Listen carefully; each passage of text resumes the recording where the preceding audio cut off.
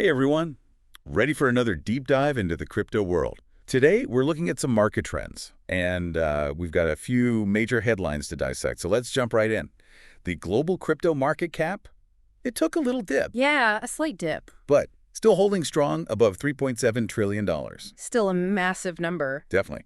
But here's what I found interesting, that 24-hour trading volume, Oh, yeah. it really took a tumble, down over 9%. That's significant. Usually when you see trading volume drop that much, it means there's some hesitation in the market. Right, like everyone's kind of waiting to see what happens next. Exactly. Could be some big news events or even rumors causing people to hold back. Makes sense.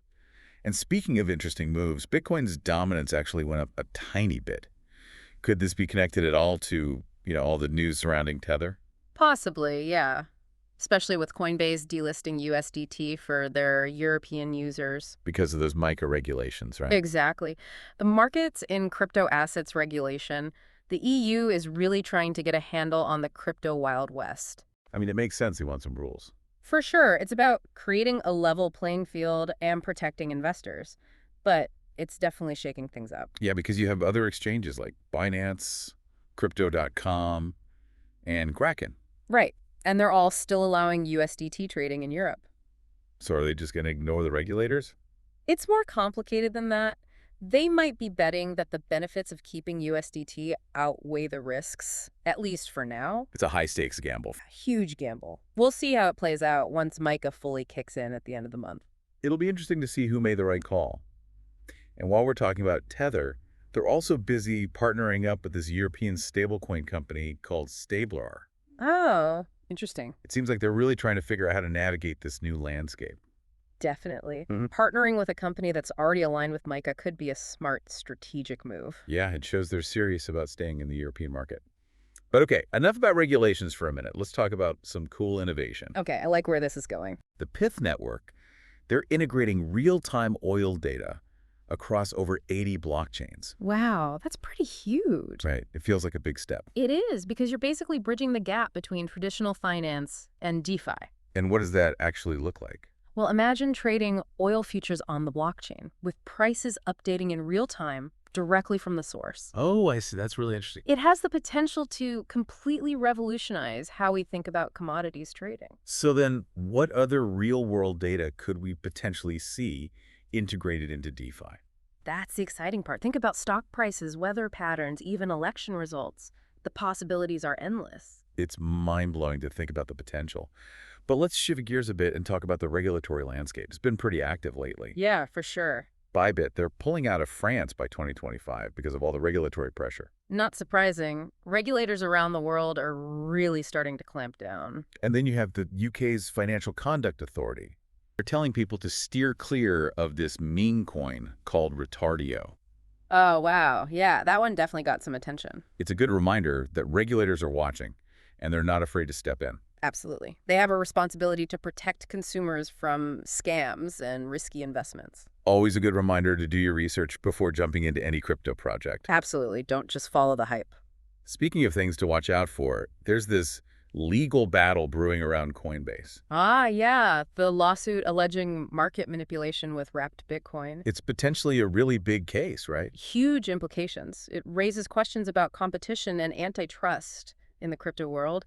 Is Coinbase using its power unfairly? Really gets to the heart of how we regulate these new markets. Exactly. It's uncharted territory in many ways, and it's not just Coinbase under scrutiny. Right. Kraken's Australian branch got hit with a pretty big fine for not following the rules. Exchanges are definitely feeling the pressure to get their act together when it comes to compliance. It's a clear message from regulators.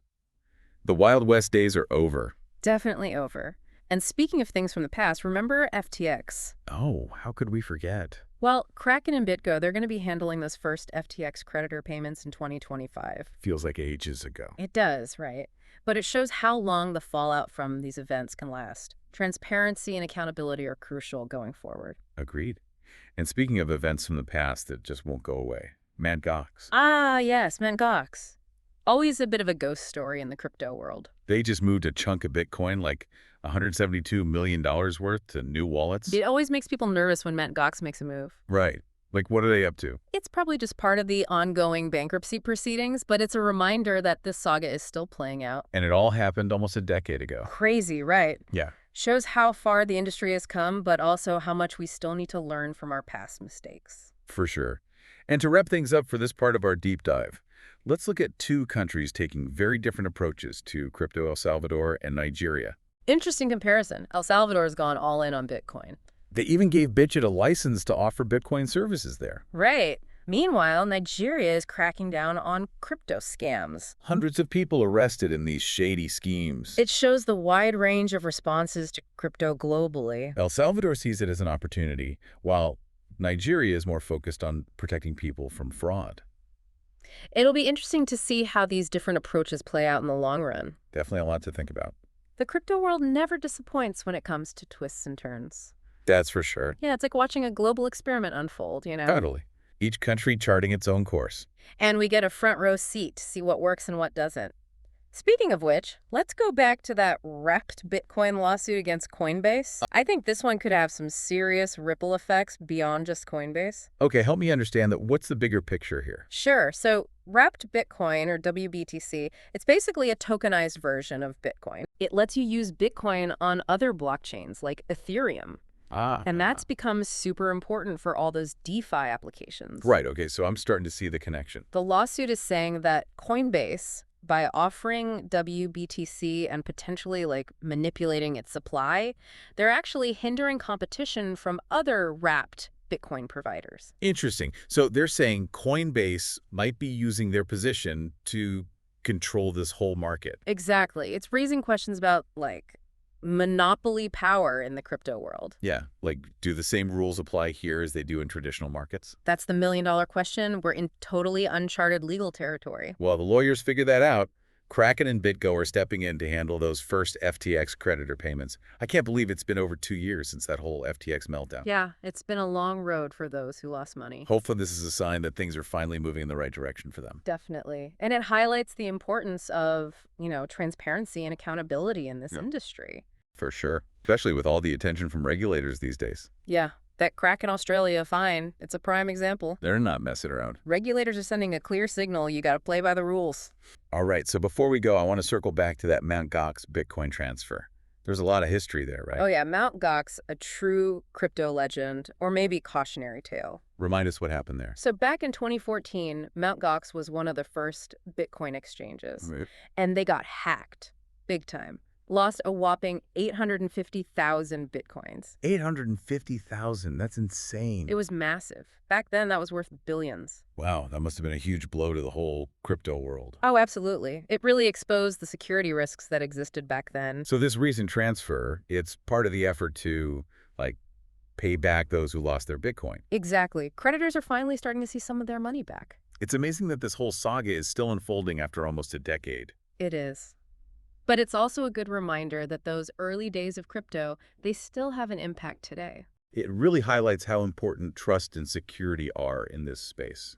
Couldn't agree more. And speaking of trust and security, let's touch on Tether again. Oh yeah, stablecoins. Always an interesting topic. Right. They're designed to offer stability, that link to traditional currencies. But as we saw with Coinbase, they're not without their complications. Definitely not. Well, on that note, I think we'll leave our listeners with a little something to ponder. If you could invest in one emerging trend in crypto right now, what would it be and why? Do your research, explore the possibilities, and hey, maybe we'll even dive into it on our next episode. Until then, happy hodling.